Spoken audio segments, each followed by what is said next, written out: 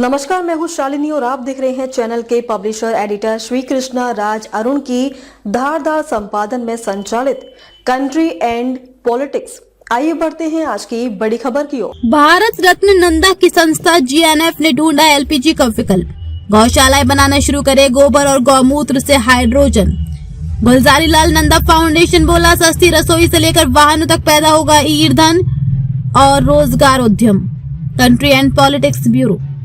भारत देश की गौशालाओं की पहल से विश्व स्तर पर एक बड़ी उपलब्धि पाने का सपना साकार किया जा सकता है। गौशालाओं में निकलते गोबर से भारतवर्ष में रसोई गैस एवं वाहनों के ईंधन समस्या हमेशा के लिए निदान हो सकता है।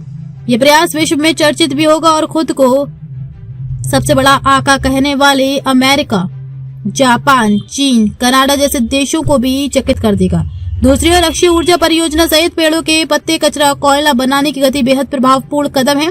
इससे बेरोजगारों को रोजगार तो मिलेगा ही, साथ में चीड़ के पत्ते से कोयला रसोई सस्ता विकल्प निकलने के साथ जंगलों की आग लगने से रुकेगी और रोजगार मिलेगा।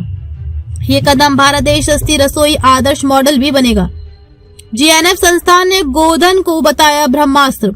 भूतपूर्व प्रधानमंत्री भारत रत्न गुलजारी लाल नंदा के परम शिष्य एवं गुलजारी लाल नंदा फाउंडेशन GNF के चेयरमैन कृष्णराज अरुण का कहना है कि गौशालाएं हाईटेक होने से रोजगार उद्यम मजबूत होगा, हाइड्रोजन विकल्प सामने आएंगे। उन्होंने कहा कि गौमूत्र से, गोबर से चमत्कार से अब कई बड़े प्रयोग सिद्ध हो चुके हैं। राज्य सरकारों को हाथ पर हाथ धरे बैठने की बजाय गोधन शक्ति विकल्पों को आदर्श मॉडल से आविष्कारिक ऊर्जा खजाना मिलने की उम्मीद पर काम करना चाहिए। गोधन से उपजी नांडेप, कंपोस्ट, खाद योजना, गाय गोबर से बनी योजना कई राज्य नाबार्ड के प्लान में सब्सिडी लेती है, जिससे कैसी भी बांझ हो चुकी, पत्थर हो चुकी भूमि सोना उगलती है। ये खाद 1 किलो गोबर से 40 किलो गोबर खाद नाडेप कंपोस्ट 100 दिन में घर बैठे बन जाती है। सस्ता सुलभ विकल्प पुसद महाराष्ट्र नाडेप काका का वरदान है। इन्हें अविनाश नाडेप को 2007 में गुलजारी लाल नंदा फाउंडेशन मंच पर कृषि विज्ञानियों के साथ पुरस्कृत कर चुका है। गुलजारी लाल नंदा फाउंडेशन GNF द्वारा गाय के गोबर गोधन से हाइड्रोजन शक्ति विकसित करने का प्रयास भारत के लिए एक महत्वपूर्ण तकनीकी और पर्यावरणीय पहल है। श्री अरुण ने कहा कि गोबर से ऊर्जा उत्पादन की तकनीक में हाइड्रोजन एक क्रांतिकारी ईंधन के रूप में जापान में 100 पंप से स्टार्ट होकर उभरा है। वयोवृद्ध समाज विज्ञानी देश के सबसे बड़े मीडिया संस्थान दिल्ली NAI दिल्ली के कार्यकारी अध्यक्ष कंट्री एंड पॉलिटिक्स पत्रिका संपादक श्री कृष्ण राज अरुण ने ये बताया।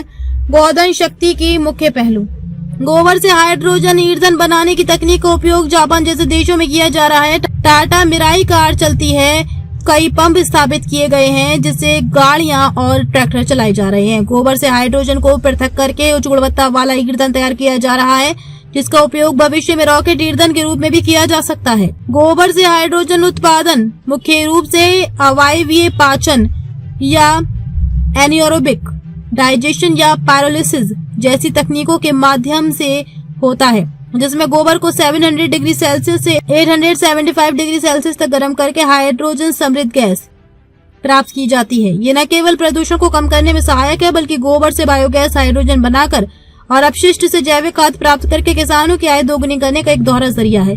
इससे पर्यावरणीय और आर्थिक लाभ मिलेगा। ग्रामीण क्षेत्रों में छोटे गोबर गैस प्लांट के माध्यम से भी इसका उत्पादन संभव है, जिससे चूल्हे से लेकर बिजली तक की आवश्यकता पूरी हो सकती है। स्थानीय स्तर पर उत्पादन तेजी से बढ़ेगा। इस विकल्प से बड़ी उम्मीद जुड़ेगी। ये तकनीक वेस्ट टू एनर्जी के तहत ग्रामीण भारत को आत्मनिर्भर बनाने की दिशा में एक बड़ा कदम है। गाय गोबर से MSME मंत्रालय सहयोग से पेंट, कागज, ईंट, टाइल्स कई उत्पाद लाखों के रोजगार उद्यम उपलब्धियों के कदम चूम रहे हैं। गोधन आवारा सड़कों में ठगने देने के लिए नहीं है, ये घर की सुरक्षा कवच, आर्थिक सामाजिक खुशहाली का विकल्प है। खबरों में अब तक के लिए बस इतना ही। फिर होगी आपसे मुलाकात, तब तक के लिए नमस्कार। देखते रहिए कंट्री एंड पॉलिटिक्स। ऐसे ही लेटेस्ट अपडेट पाने के लिए हमारे चैनल को लाइक करें। अगर आप हमें फेसबुक, ट्विटर, इंस्टा के माध्यम से देख रहे हैं तो हमारे चैनल को फॉलो, कमेंट करना न भूलें। धन्यवाद।